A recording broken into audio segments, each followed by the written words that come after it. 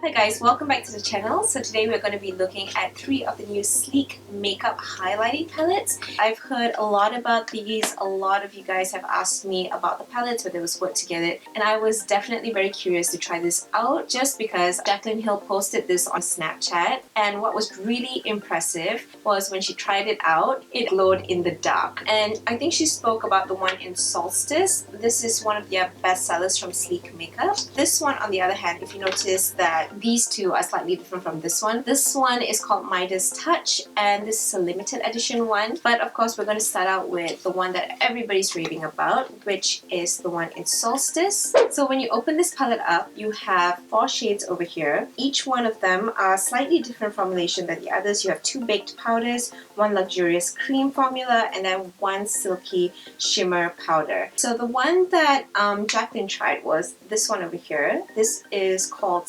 Solar, and then of course you have the other shades, which is called Ecliptic, you have Hemispheres, then you have Subsolar, and then you have Equinox. I feel like I want to try the one that Jaclyn was talking about, but I'm just going to swatch all 4 so you guys can have, you know, a closer look at them and then see which ones you can really pair them up with. So we're going to start at the bottom of the palette with Ecliptic, which is this brown rosy shade over here, and this is the luxurious cream formula. Now the blendability of this is very nice. It glides very smoothly. There's no stickiness, there's no harshness of any form, which is nice. Now the next one that I'm going to try out is the one next to it called Hemisphere, and this is a purple shade that is one of the 2 baked powders. Now this color comes out very much. You really don't have to use so much to get, you know, the pigment that you want. You can see the shimmer, and I can imagine that this pearlescent pinkish purple is going to show that your highlight is on fleek. Now we're going to take the other baked powder one, and this is the one in Equinox. Now this one has more of a golden glow as compared to the one in Hemisphere. What I really do like about this is that the shade between the both baked powders, they are pretty much, not to say similar, but they both have a very frosty glow. Now for the one that I'm super excited about, here is the one in Subsolar. Now this is the only one in the silky shimmer powder, and oh my goodness, that shade is gorgeous. Now this is like an opalescent yellow, and it gives a very nice pearl-like finish just like the other 2. I can definitely see myself using this palette a lot. I love the formulation for all 4 shades. The cream one, like I said, is a little bit more subtle, not what I expected it to be, but the 3 shades, the 2 baked powders and the silky shimmer powder, is up to expectation, so that is really great. Now those are all 4 swatches from the Solstice palette, but as I did promise that I'm going to try Subsolar on my cheekbones right here, that's what we're going to do right now. Now I remember Jaclyn saying that you don't need a lot to go over your cheekbones, but let's take a gentle amount and put it across here. Okay, do you guys see that glow? I am a type of person that I'm crazy about my highlights, so I'll go on and layer and layer and layer.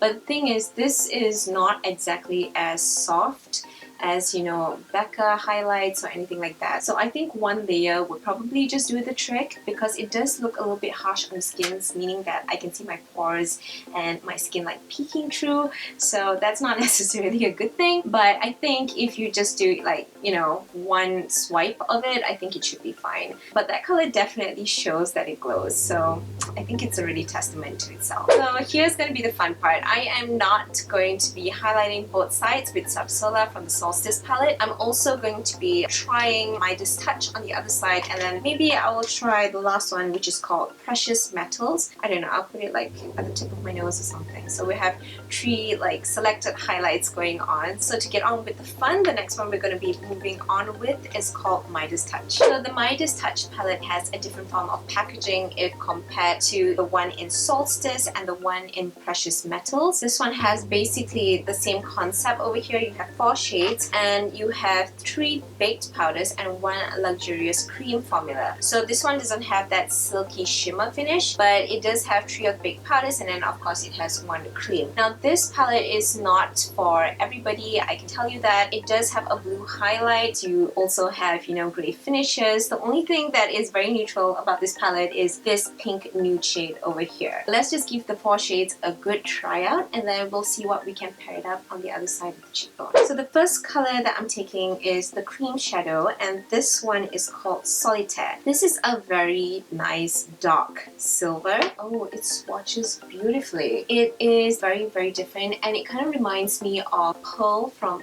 Becca.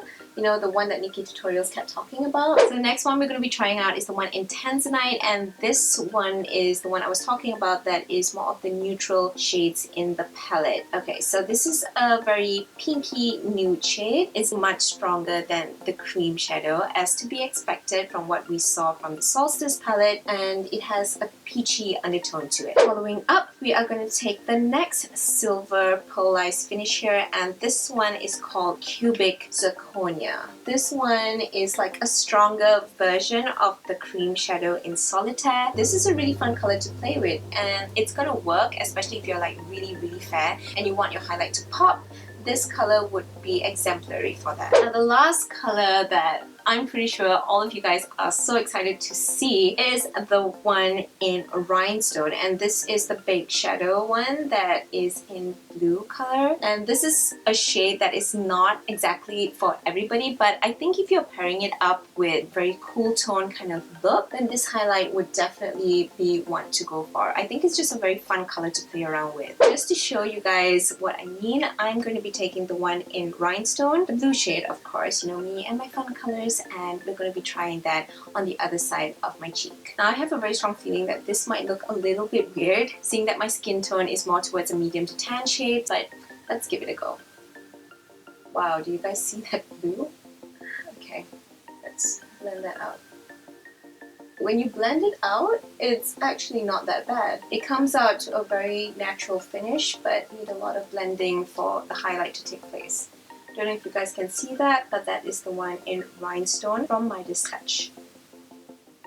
Okay, so now that we have those 4 shades covered, I'm going to be moving on to the one in Precious Metals. I know this is going to start looking a bit weird seeing that I have 2 highlights, 2 different highlights on my face, but nevertheless we'll find a place where to, you know, put Precious Metals on.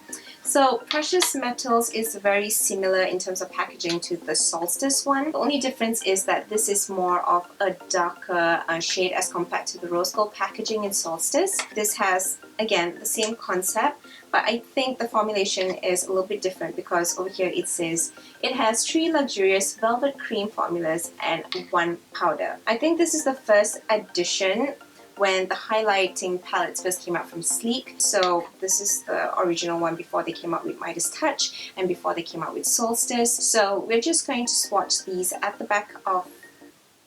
Oh, I'm used up, so let me just go and clean that up, and then we'll go and swatch them at the back of the hand, and then we're going to see how the colors and the formulation pans out. So the first shade that we're going to be starting off from this palette is the one in Platinum, and is one of the cream formulations that is within this palette.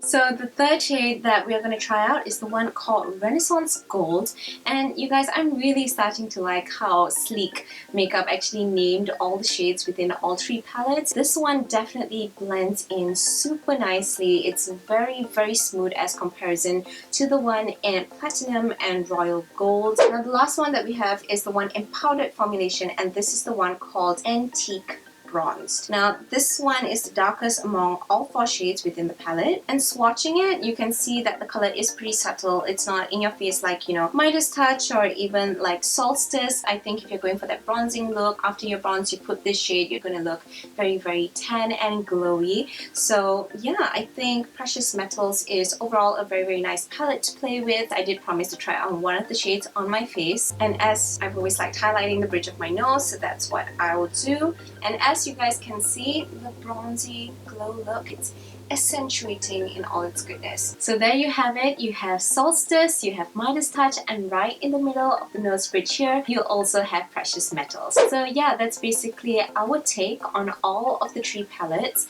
and the swatches and everything. You saw that there. As for the palettes that you might want to go for, what I would suggest is if you want a neutral palette, you can go for the one in Precious Metals. If you want a fun palette that you can play with like a lot of colors and you're not scared of trying anything new, then I would suggest to go for Midas Touch.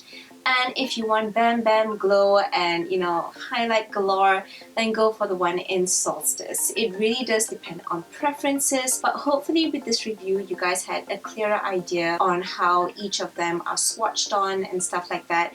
It took me a very long while to get these 3 palettes just for you guys, so I hope you did like this review. And like always, if you have any questions for me whatsoever, you can always list them down in the comment section below. If you have yet to subscribe, please do so at the subscribe button below. And if you did take away anything from this video or found it informative, please do give it a huge thumbs up as well. That basically wraps up our review for this week, and like always, I'll see you guys in next week's video. Until then, much love, and we'll see you guys soon.